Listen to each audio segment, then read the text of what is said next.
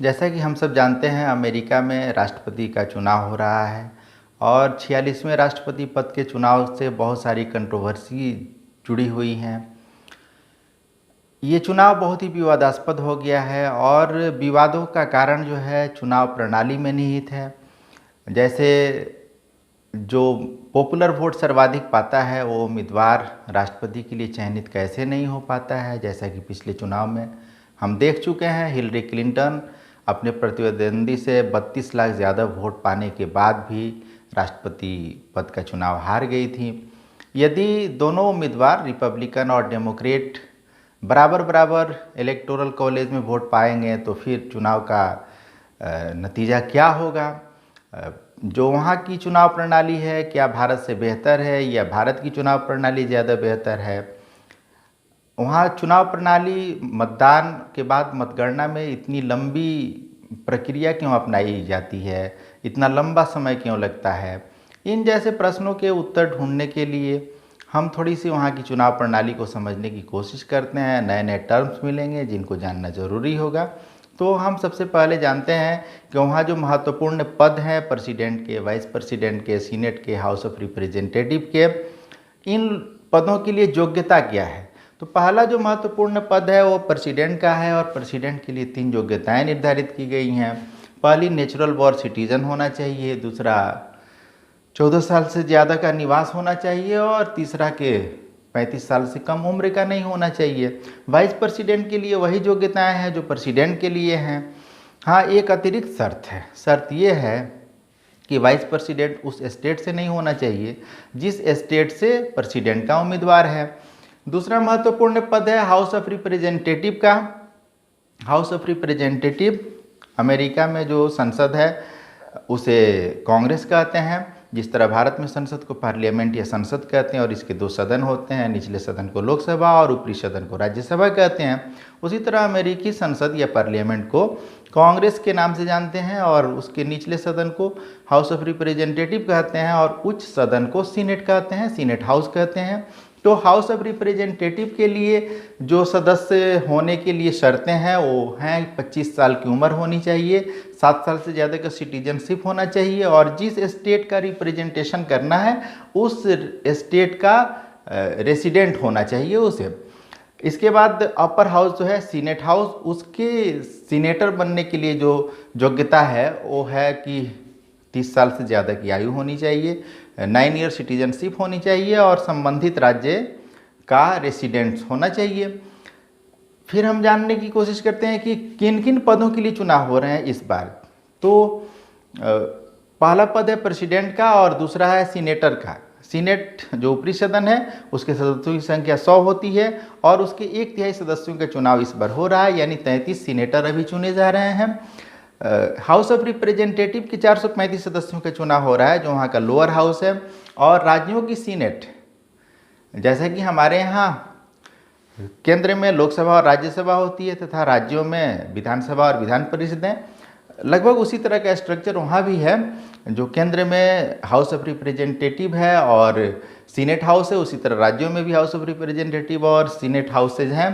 तो राज्यों की सीनेट के भी चुनाव हो रहे हैं और राज्यों की हाउस ऑफ रिप्रेजेंटेटिव का भी चुनाव हो रहा है। छोटे शहरों के लिए मेयर का चुनाव हो रहा है। सर्किट के छोटे लेवल के जजों का भी चुनाव हो रहा है। काउंटी के पार्षद का चुनाव हो रहा है। ये काउंटी जो है समझने के लिए हम कंपेयर कर सकते हैं कि भारत में जैसे ज़िले होते हैं इसी तरह वहाँ काउंटी होती है और इस काउंटी की बहुत महत्वपूर्ण भूमिका होती है वहाँ के चुनाव प्रणाली में। सच कहिए तो यही काउंटी चुनाव प्रक्रिया के लिए जिम्मेदार होती है और पूरे अमेरिका में लगभग 3256 काउंटीज़ हैं। इसके अलावा राज्यों के गवर्नर के चुनाव हो रहे हैं। 50 राज्य हैं लेकिन 13 गवर्नरों के चुनाव हो रहे हैं और सुरक्षा अधिकारी के भी चुनाव हो रहे हैं। अब हम देखते हैं कि चुनाव जो है अमेरिका के राष्ट्रपति का चुनाव ये कई स्टेजेस में होता है, इसके कई चरण होते हैं। लगभग 1 साल तक ये प्रक्रिया चलती है। पहला चरण जो है प्राइमरी से शुरू होता है। प्राइमरी और कॉकसेस जनवरी से अप्रैल के महीने के बीच लगभग 4 महीने तक ये चुनाव होते हैं। ये चुनाव से पहले का चुनाव होता है। ये चुनाव उम्मीदवारी तय करने का चुनाव होता है। भारत में तो पार्टियां उम्मीदवार तय कर देती हैं, वहाँ भी पार्टियां उम्मीदवार तय करती हैं। लेकिन भारत में उम्मीदवार के चयन में और अमेरिका में उम्मीदवार के चयन में अंतर है। जहां ऊपर से भारत में उम्मीदवार थोपा जाता है, वहीं अमेरिका में ऊपर से मनोनयन के बाद नीचे से, एकदम निचले लेवल से उम्मीदवार के चयन की प्रक्रिया शुरू होती है। अब कैसे होती है इसको जानते हैं। पहला स्टेज है प्राइमरी, दूसरा है नेशनल कन्वेंशन, तीसरा है जनरल इलेक्शन, चौथा है इलेक्टोरल कॉलेज और अंतिम होता है इनॉग्रेशन। तो प्राइमरी जो है ये क्या है? हम जानते हैं कि अमेरिका जो है एक फेडरल स्ट्रक्चर वाला स्टेट है और फेडरल सिस्टम में राज्यों को बहुत ज़्यादा शक्तियाँ मिलती हैं और यही कारण है कि अमेरिका में कोई निर्वाचन आयोग जैसी संस्था नहीं है जैसा भारत में है और वहाँ पे कोई आचार संहिता भी नहीं लगता। जब निर्वाचन आयोग नहीं है तो कोई तिथि भी निर्धारित करना संभव नहीं है और आचार संहिता भी लागू करना संभव नहीं है। होता क्या है कि वहाँ का जो चुनाव होता है तो वहाँ जो 50 राज्य हैं, सभी राज्य अपने यहाँ के प्रोसीजर एस्टेब्लिश्ड बाय लॉ, यानी विधि द्वारा जो स्थापित प्रक्रिया है उसके मुताबिक अपने अपने राज्यों में चुनाव कार्यों का संचालन करते हैं। और ये जो चुनाव शुरू होता है वो प्राइमरी से होता है। प्राइमरी क्या है? किसी भी राज्य के अंतर्गत बहुत सारी काउंटीज़ होती हैं और उन काउंटियों में जो पोलिंग स्टेशन होते हैं जो स्टेट के द्वारा निर्धारित होते हैं उसे कहते हैं प्राइमरी। यहाँ पे जो खर्च होता है उसका भी वहन राज्य सरकारें करती हैं, संबंधित काउंटी करती है। और यहाँ दो तरह से चुनाव होते हैं, पहला ओपन और दूसरा क्लोज। ओपन चुनाव वह होता है जिसमें जितने भी रजिस्टर्ड वोटर होते हैं, वोटर्स वो होता है जो 18 ईयर से ज़्यादा की आयु का होता है, जितने रजिस्टर्ड वोटर्स हैं वो एक जगह आते हैं जो पोलिंग स्टेशन है जिसे प्राइमरी कहेंगे और वहाँ पे अपने मनपसंद उम्मीदवार के चयन हेतु डेलीगेट्स का चयन करते हैं। क्योंकि जो प्राइमरी में डेलीगेट्स चयनित होगा वही नेशनल कन्वेंशन में जाकर के संबंधित उम्मीदवार को चयनित करेगा जो राष्ट्रपति पद का उम्मीदवार होगा। तो ओपन में सभी रजिस्टर्ड वोटर्स आते हैं और अपने डेलीगेट्स का चयन करते हैं। जब ये प्रक्रिया क्लोज होगी, ये ऑप्शनल है, ओपन हो सकती है, क्लोज हो सकती है, कुछ भी हो सकती है। तो जब ये क्लोज होगी तो सभी रजिस्टर्ड वोटर्स नहीं आएंगे, वे रजिस्टर्ड वोटर्स आएंगे जो किसी पार्टी विशेष से संबद्ध है और वे उसी का चयन करेंगे जो डेलीगेट्स उस पार्टी विशेष से संबंधित है। तो ये दो तरह की प्राइमरीज हो गई डेलीगेट्स के चयन के लिए। दूसरा जो है कॉकसेस। कॉकसेस भी जस्ट लाइक प्राइमरी ही है, बट डिफरेंस क्या है कि जहां प्राइमरी स्टेट गवर्न होती है, राज्य द्वारा संचालित होती है, उसका व्यय भी राज्य उठाती है, वहीं कॉकसेस जो है पॉलिटिकल पार्टीज के द्वारा आयोजित की जाती है। प्राइमरी क्या है? निर्धारित पोलिंग स्टेशन है। कॉकसेस क्या है? कोई निर्धारित पोलिंग स्टेशन नहीं है। पॉलिटिकल पार्टीज अपने खर्च पे किसी स्थान पे कॉकसेस आयोजित करेंगे। ये स्कूल का विद्यालय प्रांगण हो सकता है या कोई प्लेग्राउंड हो सकता है या अन्य कोई सार्वजनिक स्थल हो सकता है जहाँ पे पॉलिटिकल पार्टीज अपने रजिस्टर्ड वोटर्स को इनवाइट करती है और उसके डेलीगेट्स वहाँ जाते हैं और अपने नियम नीति कार्यक्रम से अपने डेलीगेट्स को मोटिवेट करते हैं और डेलीगेट्स जो हैं हाथ उठाउअल द्वारा हाथ उठाकर कहते हैं हम इस डेलीगेट्स का सपोर्ट करते हैं या उसके पक्ष में खड़े हो जाते हैं। इस तरह प्राइमरी और कॉकसेस के माध्यम से डेलीगेट्स का चयन होता है।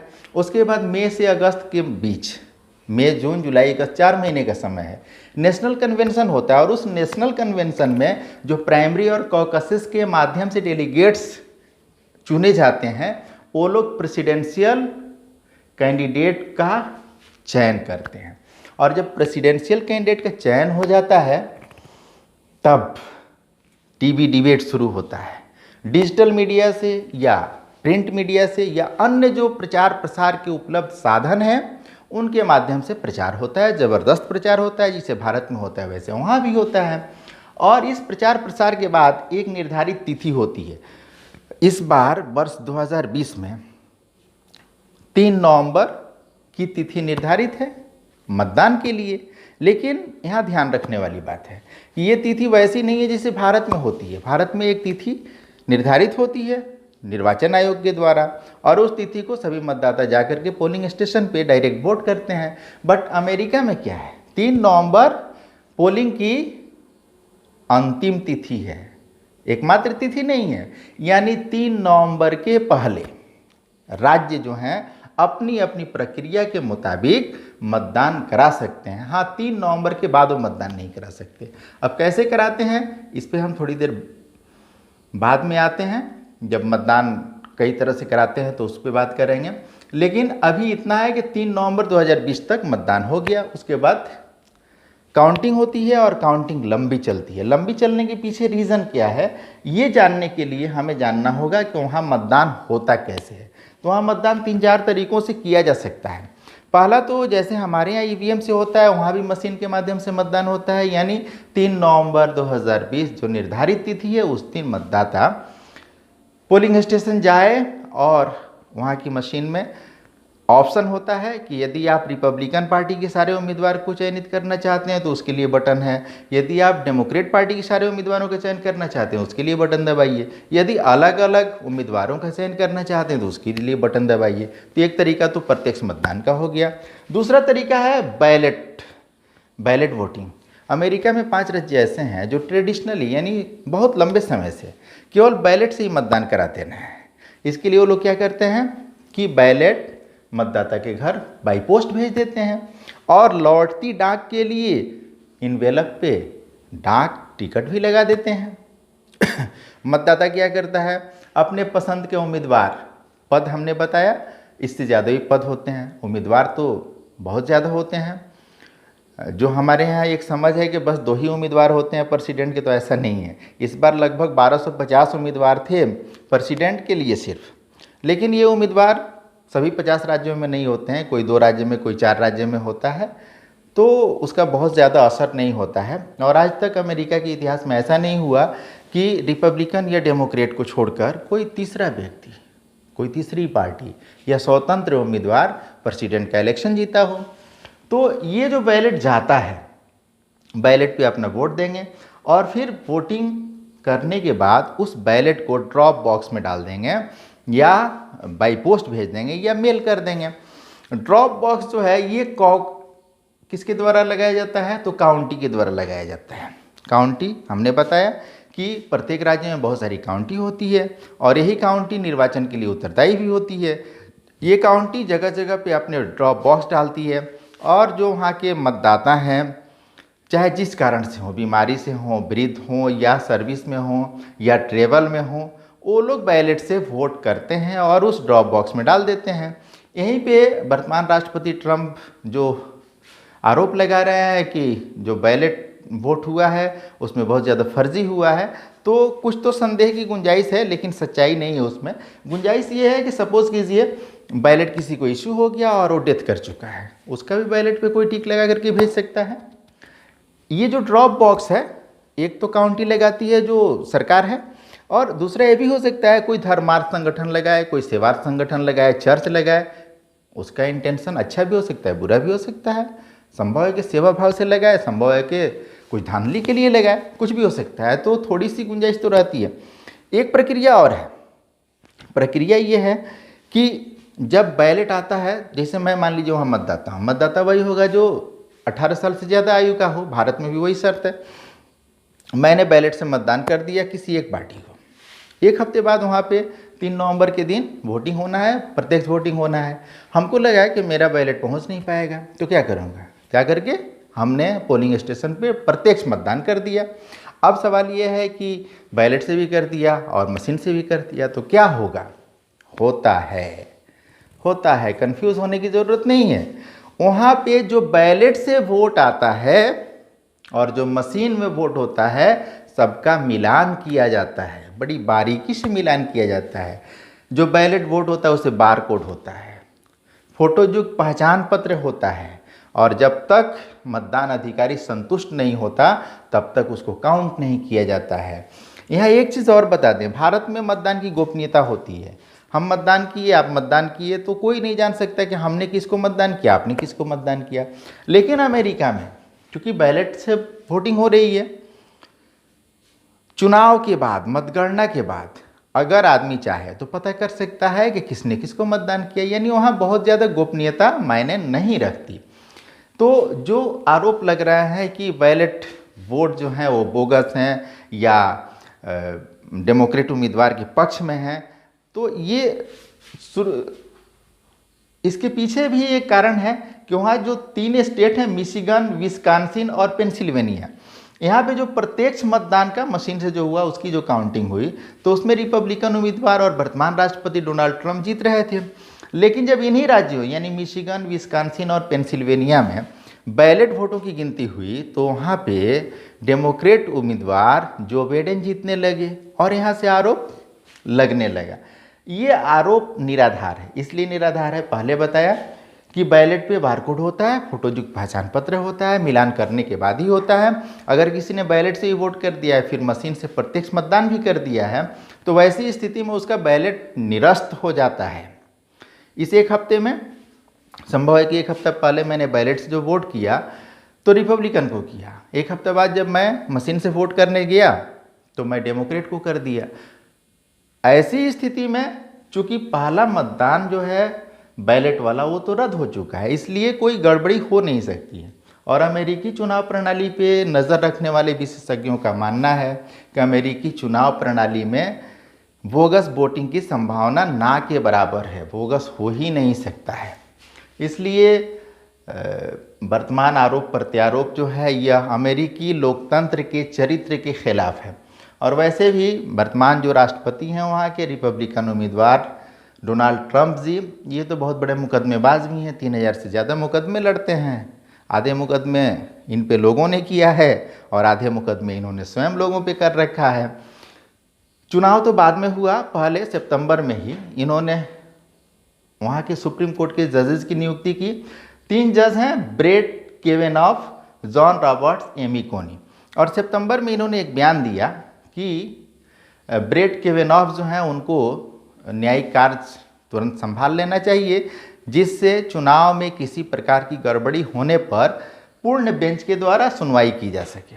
पता नहीं क्यों इतने भयभीत थे या क्या था कि पहले ही इनको लग रहा था कि गड़बड़ी होगी, आरोप लगेंगे और फुल बेंच, वो भी वे जज जो इन्हीं के द्वारा मनोनीत हैं, वो लोग इसकी सुनवाई करेंगे। बहरहाल जो हुआ सो हुआ। हमें तो चुनाव प्रणाली प्रक्रिया को समझना है और समझने में हमको कुछ और बातें जाननी होंगी। जाननी ये होंगी कि जो राष्ट्रपति का चुनाव होता है उसके संग उपराष्ट्रपति का भी चुनाव होता है। जब राष्ट्रपति के चुनाव के लिए नॉमिनेट हो जाता है प्रत्याशी तो अपने लिए एक वाइस प्रेसिडेंट का भी व्यक्ति नॉमिनेट करता है और उसे उसे रनिंग मेट कहा जाता है। अमेरिका में कभी कभी ऐसा होता है कि जो पॉपुलर वोट ज़्यादा पाता है वह चुनाव हार जाता है। जैसे हिलरी क्लिंटन अपने प्रतिद्वंदी से लगभग 32 लाख ज़्यादा वोट पाई थी, फिर भी वो प्रेसिडेंट नहीं बन पाई। इसके पीछे वहाँ का एक रूल है। रूल क्या है? Winner takes all. सपोज कीजिए अमेरिका का एक प्रांत है कैलिफोर्निया और वहाँ पे 55 सीटें हैं। 53 जो है हाउस ऑफ रिप्रेजेंटेटिव की हैं और 2 सीनेट की हैं। वहाँ 55 में अगर 28 सीट कोई एक पार्टी जीतती है और 27 सीट दूसरी पार्टी जीतती है तो 27 गायब हो जाएगी, 27 भी 28 के संग फरार हो जाएगी।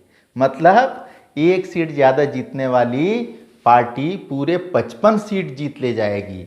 यही कारण है कि ज़्यादा पॉपुलर वोट पाने के बाद भी जरूरी नहीं है कि वह प्रत्याशी राष्ट्रपति बने, क्योंकि राष्ट्रपति का चुनाव तो इलेक्टोरल कॉलेज से होता है। और इलेक्टोरल कॉलेज क्या है?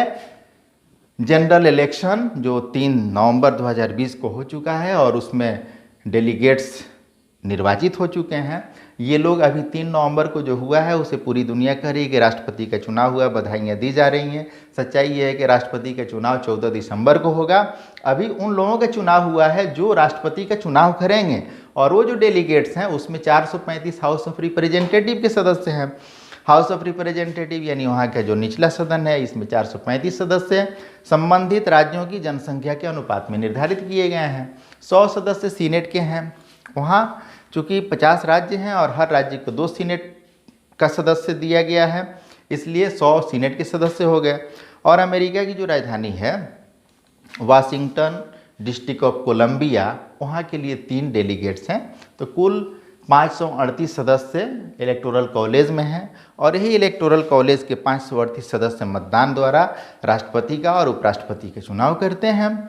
तो जिसको 270 डेलीगेट्स का सपोर्ट मिल जाएगा वो व्यक्ति राष्ट्रपति हो जाएगा। इस बार के चुनाव में जो बाइडेन जो डेमोक्रेटिक पार्टी के उम्मीदवार हैं उनके पक्ष में 270 वोट मिल चुका है। संभव है कि 14 दिसंबर को जो औपचारिकता है वो पूरी होगी और वो राष्ट्रपति बन जाएंगे।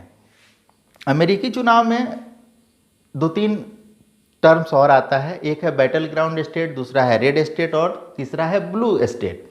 ब्लू स्टेट उसे कहते हैं जहां डेमोक्रेट पार्टी के लोग अक्सर जीतते रहते हैं। कोई ज़रूरी नहीं है, बट ब्लू स्टेट में डेमोक्रेट पार्टी के डेलीगेट्स ही जीतते हैं। और रेड स्टेट वो है जहां रिपब्लिकन पार्टी के डेलीगेट जीतते हैं। और वैसे स्टेट जहां रिपब्लिकन और डेमोक्रेट दोनों पार्टी के डेलीगेट्स के जीतने के चांसेस 50-50 होते हैं। यानी 50% उम्मीद है कि डेमोक्रेटिक डेलीगेट जीतेगा और 85% उम्मीद है कि रिपब्लिकन डेलीगेट जीतेगा। तो उसे बैटल ग्राउंड स्टेट कहा जाता है। अमेरिकी चुनाव जो होता है हमेशा लीप ईयर में होता है। लीप ईयर वह होता है जब फरवरी महीने में दिनों की संख्या 29 होती है। ये 4 वर्ष में एक बार आता है और 4 वर्ष पे ही अमेरिका का चुनाव भी होता है। जो हमारे यहाँ एक जो अभी चुनाव हो रहा है 270 चूँकि 538 सीटें हैं, तो सपोज कीजिए कि दोनों उम्मीदवारों को 269 और 269 का इक्वल वोट मिल गया, तब क्या होगा? तब तो स्थिति गड़बड़ा जाएगी। ऐसी स्थिति में राष्ट्रपति का चुनाव हाउस ऑफ रिप्रेजेंटेटिव के 435 सदस्य और प्रत्येक राज्य से एक सीनेट का सदस्य, यानी 485 सदस्य, 435 और 50 485 सदस्य, ये लोग मिलकर राष्ट्रपति और उपराष्ट्रपति का चुनाव करेंगे। राष्ट्रपति और उपराष्ट्रपति के चुनाव के बाद सत्ता हस्तांतरण की प्रक्रिया भी बड़ी लंबी चलती है। 20 जनवरी अंतिम दिन होता है। उसी दिन निर्वाचित राष्ट्रपति को वहाँ के उच्च न्यायालय के मुख्य न्यायाधीश शपथ ग्रहण कराते हैं। एक समारोह का आयोजन होता है और उस समारोह को इनॉग्रेशन बोलते हैं। इनॉग्रेशन यानी 20 जनवरी 2021 को होगा, जब नवनिर्वाचित राष्ट्रपति जो बाइडेन राष्ट्रपति पद की शपथ लेंगे और उसके बाद अगले 4 वर्ष के लिए व्हाइट हाउस में उनका प्रवेश होगा और अमेरिका के राष्ट्रपति के रूप में अपना कार्यकाल पूरा करेंगे। तो ये पूरी चुनाव प्रणाली जो है इसको हमने समझने की कोशिश किया है। मुझे उम्मीद है कि आपको ही मज़ा आएगा। अब तक अगर कोई कन्फ्यूज़न था तो आज के बाद दूर हो जाएगा। बहुत बहुत धन्यवाद।